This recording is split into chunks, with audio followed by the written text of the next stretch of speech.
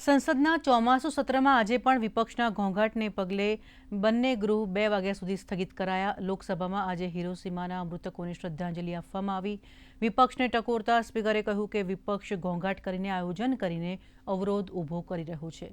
તો રાજ્યસભામાં સભાપતિની અનુમતિ સાથે કેટલાક મુદ્દા ઉઠાવવામાં આવ્યા।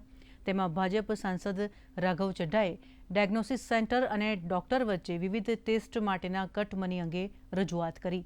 તેમણે કહ્યું કે ચોક્કસ સ્થળે ટેસ્ટ કરાવવાનું ભારણ દર્દીઓ ઉપર પડે છે। જો કે કામગીરી દરમિયાન સતત હોબાળો યથાવત રહેતા ગૃહ 2 વાગ્યે 15 મિનિટ સુધી સ્થગિત કરાયું છે।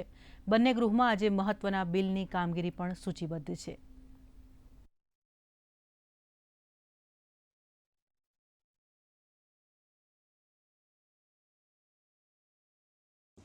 Rule 235, subclause 2.